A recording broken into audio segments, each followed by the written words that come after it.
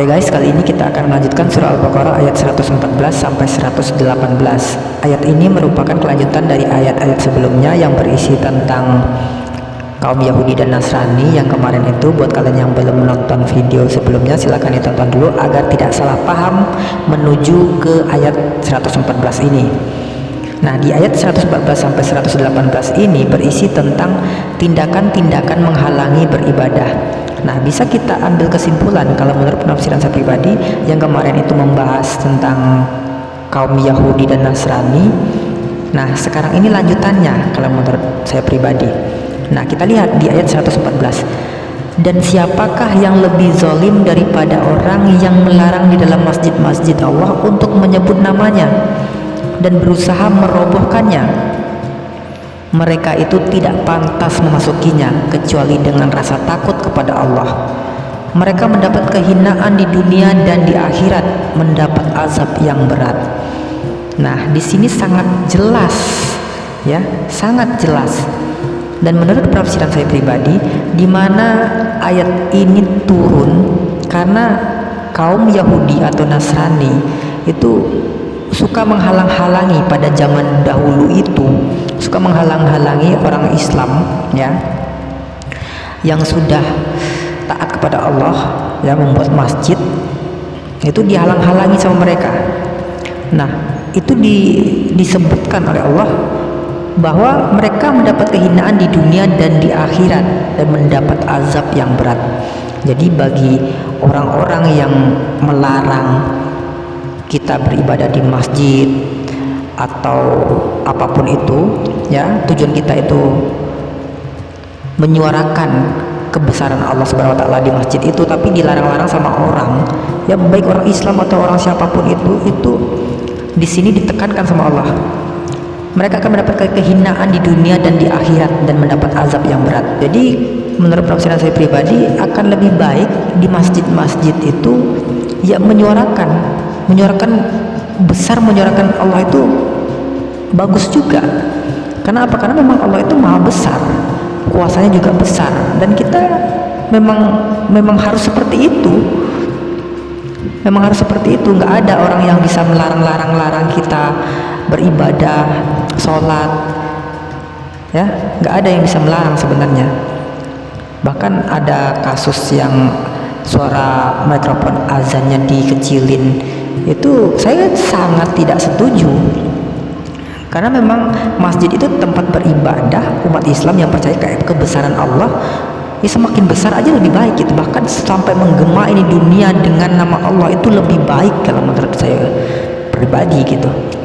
Karena memang Allah itulah Tuhan yang kita yakini, dan semua kitab suci itu merujuk kepada Allah, bahwa Allah itu memang Tuhan kita. Tapi kan kebanyakan salah persepsi, salah kesana kesini, padahal ya itulah, ya, buat kalian yang belum mengetahui sebelumnya seperti apa, silakan kalian balik lagi ini video-video sebelumnya. Itu sangat jelas sekali bahwa kebenaran itu hanya milik Allah. Subhanallah, maha suci Allah. Lalu di ayat 115, dan milik Allah timur dan barat, kemanapun kamu menghadap, di sanalah wajah Allah. Sungguh Allah maha luas, maha mengetahui. Nah, menurut penafsiran saya pribadi, di ayat 115 ini ditegaskan oleh Allah bahwa dan milik Allah timur dan barat. Jadi kemanapun kita memandang, mau timur ke barat atau kemanapun, itu ada wajah Allah, ya. Wajah Allah ini sebenarnya kias kalau menurut penafsiran saya pribadi. Artinya begini, artinya kemanapun kita menghadap, itu kan disebutkan di sanalah wajah Allah. Nah, di Al-Quran ini jelas di sanalah wajah Allah. Tetapi wajah Allah ini bukan wajah seperti manusia, misalnya wajah kamu seperti ini, wajah kamu bukan. Tapi itu sebuah bahasa kiasan bahwa semua yang kita lihat ini adalah bentuk wujud kuasanya Allah. Jadi secara nggak sadar sebenarnya kita ngelihat wajah Allah. Tetapi berhubung mata kita ini terbatas untuk menuju ke goibnya Allah sana, jadi kita nggak bisa melihat. Itu loh makna yang saya dapat dari tafsiran ayat ini. Buat kalian yang terlalu dalam silahkan kolom komentar. Lalu di ayat 116, dan mereka berkata, Allah mempunyai anak, Maha Suci Allah, bahkan miliknya lah apa yang di langit dan di bumi, semua tunduk kepadanya. Nah, jadi kita runtutin lagi di ayat 116 ini para orang Yahudi dan Nasrani itu mengatakan Allah mempunyai anak, kata mereka. Itu menurut penafsiran saya pribadi ya. Buat kalian yang terlalu dalam silahkan kolom komentar. Tapi di sini kalau kita runtutin itu pasti maknanya ke situ. Dan mereka berkata Allah mempunyai anak, Maha Suci Allah, bahkan miliknya lah apa yang di langit dan di bumi, semua tunduk kepadanya. Nah, artinya apa? Artinya di sini banyak kaum Yahudi, kaum Nasrani mengira Allah itu memiliki anak gitu. Dan itu sangat-sangat keliru dan sangat-sangat fatal. Ya, itu sangat-sangat keliru dan sangat-sangat fatal. Kenapa? Karena di Al-Quran ini kebanyakan itu Allah itu tidak punya anak, tidak diperanakan, tidak punya orang tua, tidak punya siapa-siapa. Istilahnya tuh Allah itu berdiri sendiri. Allah berdiri sendiri, punya kekuatan sendiri, punya kuasa sendiri, dan paling besar sendiri, dan paling besar di antara besar-besar itu paling besar. Itu kalau menurut penafsiran saya pribadi. Jadi ketika ada orang yang mengatakan Allah itu punya anak, itu sangat dimarahi sama Allah sebenarnya. Allah sangat murka terhadap orang seperti itu kalau menurut penafsiran saya pribadi. Lalu di ayat 117, Allah pencipta langit dan bumi. Apabila dia hendak menetapkan sesuatu, dia hanya berkata kepadanya jadilah, maka jadilah sesuatu itu. Nah, di ayat 117 ini Allah itu pencipta langit dan bumi ya. Di sini cuman disebutkan langit dan bumi gitu. Biar apa? Biar kita tuh gampang memasukkan dalam hati goib kita, memasukkan dalam akal kita langit dan bumi itu sebagai apa ya? Sebagai contoh kecil sebenarnya. Jadi langit dan bumi itu sebagai contoh kecil. Allah pencipta langit dan bumi katanya. Jadi seakan-akan Allah pencipta langit dan bumi saja gitu. Tapi padahal makna yang paling dalam di sini ini Allah tuh pencipta bukan hanya langit dan bumi, bahkan apapun yang ada di sana, di planet atau dimanapun itu Allah sudah menciptakan itu semuanya tanpa terkecuali. Itu menurut penafsiran saya pribadi. Buat kalian yang terlalu dalam silahkan kolom komentar. Mari sama-sama diskusi, sama-sama belajar berpikir di sini.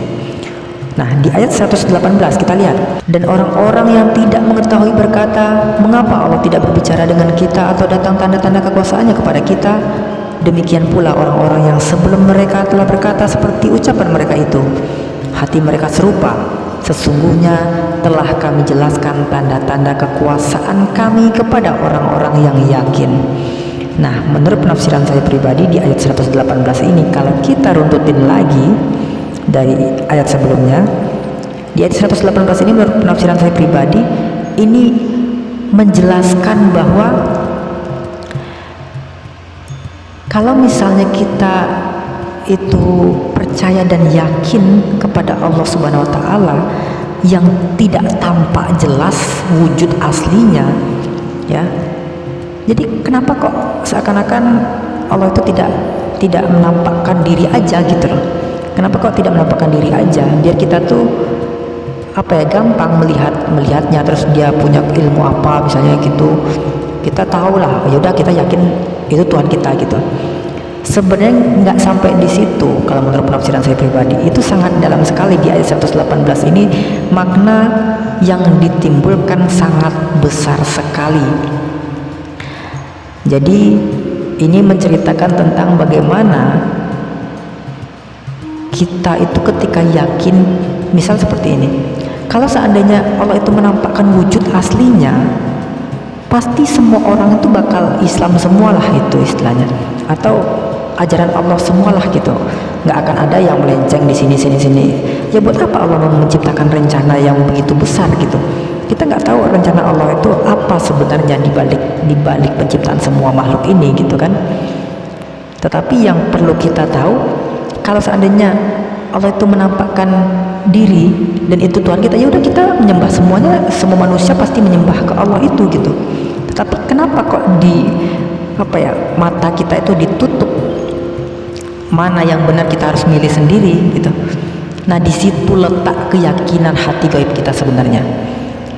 Kalau kita yakin bahwa Allah itu ada, dan meskipun tanpa kita lihat pun kita yakin Allah itu ada di dalam hati kita, maka itu sebenarnya keimanan, keutuhan iman itu di situ.